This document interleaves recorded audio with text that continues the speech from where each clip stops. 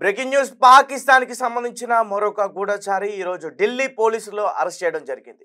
రాజస్థాన్కి సంబంధించిన కసీం అనే వ్యక్తి భారత్లో సిమ్ కార్డ్స్ అన్ని కూడా తీసుకుని పాకిస్తాన్ ఐఎస్ఐ ఏజెంట్లకు ఇస్తున్నాడు.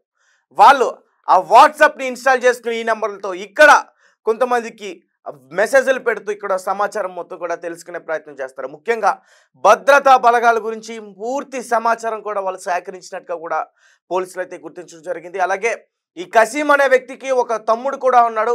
అతను పాకిస్తానీ ఐఎస్ఐ ఏజెంట్ అని కూడా చెప్తా ఉన్నారు. గతంలో 2024లో ఎక్కువ సిమ్ కార్డ్స్ తీసుకున్నందుకు అధికారులు అతన్ని అనుమానించి హెచ్చరించడం కూడా జరిగింది. అయితే ఇతను గూఢచారానికి పాల్పడడమే కాకుండా ఉన్న వేరే వ్యక్తులను కూడా టెర్రరిజాన్ని వాళ్ళకు కూడా చెప్పే ప్రయత్నం ఎక్కువగా చేస్తూ ఉన్నాడట.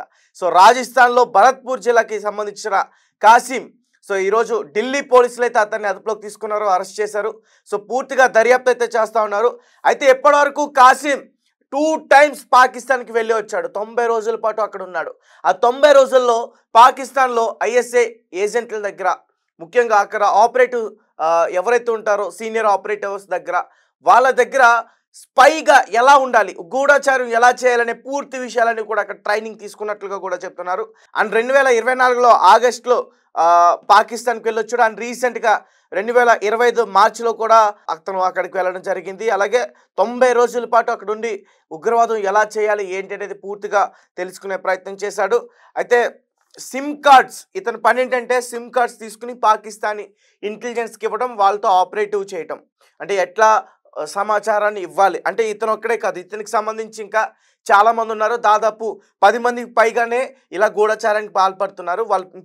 వాళ్ళను కూడా పోలీసులు పట్టుకునే ప్రయత్నం చేస్తున్నారు. సో ఐఎస్ఐ ఏజెంట్గా తన తమ్ముడు కూడా ఉన్నాడు. కసీం అనే వ్యక్తికి సంబంధించిన వాళ్ళ బ్రదర్ కూడా ఉన్నాడు. అతను ఐఎస్ఐ ఏజెంట్ అని కూడా చెప్తున్నారు. 2024 సెప్టెంబర్లో ఇతన్ని ఆల్రెడీ హెచ్చరించడం జరిగింది. ఎందుకు నువ్వు సిమ్ కార్డ్స్ ఎక్కువగా తీసుకుంటున్నావు అని అధికారులు హెచ్చరించారు. అప్పుడు కూడా అనుమానం ఉన్నా అతన్ని పట్టించుకోలేదు. అయితే ఇప్పుడు పూర్తిగా భద్రతా బలగాలకు సంబంధించిన సమాచారం పాకిస్తానీ ఐఎస్ఐ ఏజెంట్లకి ఇతను పూర్తిగా ఇచ్చాడంటూ కూడా చెప్తున్నారు. అయితే పాకిస్తాన్ యొక్క బుద్ధి మళ్ళీ మళ్ళీ బయటపడుతూనే ఉంది రోజు రోజుకి. ఎందుకంటే ఐఎస్ఐ అనేది పాకిస్తానీ ఏజెన్సీ. సో అక్కడ ఇంటెలిజెన్స్ సంస్థ ఇలాంటి గూఢచారులను పెట్టి పాకిస్తానీ స్పైలుగా మార్చి డబ్బు ఆశ చూపి ఉగ్రవాదాన్ని వాళ్ళు ఇంకా పెంచే ప్రయత్నం చేస్తున్నారు. ఒకసారి నేను మరింత సమాచారం ఇచ్చేందుకు ప్రయత్నిస్తాను. పాకిస్తాన్ నిఘా సంస్థ ఐఎస్ఐ తరపున గూఢచారం చేస్తున్నారనే ఆరోపణలపై రాజస్థాన్లోని భరత్పూర్ జిల్లాకు చెందిన కాసిం అనే వ్యక్తిని ఢిల్లీ పోలీసులు ప్రత్యేక విభాగం గురువారం అరెస్ట్ చేశారు. కాసింను రాజస్థాన్లోని మెవెట్లోని డిగ్ ప్రాంతంలో అదుపులోకి తీసుకున్నారు. ప్రస్తుతం అతడు పోలీస్ రిమాండ్లో ఉన్నాడు. అధికారులు చెప్పిన వివరాల ప్రకారం కాసిం 2 సార్లు పాకిస్తాన్ను సందర్శించాడు. ఒకసారి 2024లో ఆగస్టులో, అలాగే మళ్ళీ 2025 మార్చిలో కూడా పాకిస్తాన్ వెళ్ళాడు. మొత్తం 90 రోజులు అక్కడే ఉన్నాడు. అయితే ఎప్పుడైతే పాకిస్తాన్కి అతను వెళ్ళాడో ఐఎస్ఐ హ్యాండర్లు, అలాగే ఐఎస్ఐ హ్యాండర్లు సీనియర్ ఆపరేటివ్ వద్ద గూఢచార్య శిక్షణ కూడా తీసుకున్నాడు. అయితే పోలీసుల దర్యాప్తులో కాసిం భారత్ యొక్క సిమ్ కార్డును పాకిస్తాన్కి పంపుతున్నాడని, ఆ తర్వాత పాక్ ఇంటెలిజెన్స్ ఆపరేటివ్స్ PIO భారతీయుల వాట్సాప్ ద్వారా సంప్రదించి సున్నితమైన సైనిక ప్రభుత్వాన్ని సంబంధించిన సమాచారాన్ని వాళ్ళు సేకరించేవారని కూడా తేలింది. అలాగే కాసిం భారత్లో అనేక మందిని తీవ్రవాదం వైపు మళ్లించాడని కూడా ఆరోపణలు ఉన్నాయి. అతనికి విస్తృతమైన నెట్వర్క్ ఉందని అధికారులు విశ్వసిస్తున్నారు. త్వరలో మరిన్ని అరెస్టులు జరిగే అవకాశం ఉంది. ఇక అతని సోదరుడు ఐఎస్ఐ ఏజెంట్, ప్రస్తుతం అతడు పరారీలో ఉన్నాడు. భారత ఆర్మీకి సంబంధించిన సమాచారాన్ని తెలుసుకోవడం కోసం పాక్ ఇంటెలిజెన్స్ భారతీయ మొబైల్ నెంబర్లు అనుమానాస్పదంగా ఉపయోగిస్తున్నాయని 2024లో సెప్టెంబర్లో అధికారులు హెచ్చరించిన విషయం తెలిసిందే. ఈ క్రమంలో ఇప్పుడు కాసిం అరెస్ట్ జరిగింది. అతని చర్యలు జాతీయ భద్రతకు తీవ్రమైన ముప్పును కలిగిస్తున్నాయని, ఈ నెట్వర్క్ను వెతికి తీయడం నిఘా సంస్థలకు అత్యంత ప్రాధాన్యత గల ఆపరేషన్ అని ఢిల్లీ పోలీసులు కూడా పేర్కొన్నారు. అయితే రాజస్థాన్లో చూడొచ్చు, పంజాబ్లో చూడొచ్చు, జమ్మూ కాశ్మీర్లో చూడొచ్చు, లడఖ్లో చూడొచ్చు, ఇటువంటి ప్రాంతాల్లో, గుజరాత్లో కావచ్చు, ఇటువంటి ప్రాంతాల్లో ఎక్కువగా డబ్బు కాసపడి వీళ్ళు గూఢచారానికి పాల్పడుతున్నారు, దేశానికి ద్రోహం చేయడానికి పాల్పడుతున్నారు. అండ్ రీసెంట్గా మనం చూసాం జ్యోతి మల్హోత్రా, సీరజ్ రెహమాన్, ఇంకా చాలామంది ఒక రామ్ అనే వ్యక్తి బిఎస్ఎఫ్ జవాన్ అతను కూడా గూఢచారానికి పాల్పడ్డాడు. కొన్ని లక్షల డబ్బులు వాళ్ళ అకౌంట్లో ఉన్నట్లు కూడా ఎన్ఐఏ సంస్థ గుర్తించింది. సో డబ్బుల కోసం, కేవలం డబ్బుల కోసం వీళ్ళు గూఢచారానికి పాల్పడి భారత్ యొక్క బలగాల కొన్ని కీలకమైన విషయాలన్నీ కూడా ఆ సమాచారాలతో కూడా వాళ్ళకి చేరవేస్తున్నారు.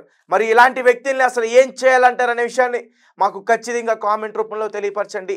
చాలామంది ఇప్పుడే గూఢచారానికి పాల్పడుతున్న వారు కూడా దొరుకుతున్నారు.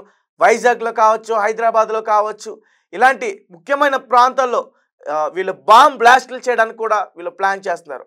ఎందుకంటే పాకిస్తాన్ భారత్ని ఎదుర్కొనే పరిస్థితి ఇప్పుడు లేదు. అక్కడ ప్రజలు పాకిస్తాన్ గవర్నమెంట్ పైన తిరుగుబాటు చేస్తున్నారు. ఆసిఫ్ మునీర్ కూడా భద్రత, అక్కడ పాకిస్తాన్కి సంబంధించిన భద్రతా బలగాలు కూడా ఆసిఫ్ మునీర్ నాయకత్వాన్ని ఎవరు కూడా అంగీకరించలేకపోతున్నారు. సో ఇటువంటి టైంలో భారత్ని ఎదుర్కోలేక, అక్కడ ప్రజా సమస్యల్ని తీర్చలేక ఇలా స్లీపర్ సెల్స్ని తయారు చేసి భారత్పై కక్ష సాధింపు చర్యలకు పాల్పడే ప్రయత్నం అయితే పాకిస్తాన్ చేస్తుందనేది క్లియర్గా అర్థమవుతుంది. పాకిస్తాన్ స్పై ఇతను కసీం రాజస్థాన్ భరత్పూర్లో ఇతను ఢిల్లీ పోలీసులు అయితే అరెస్ట్ చేయడం జరిగింది.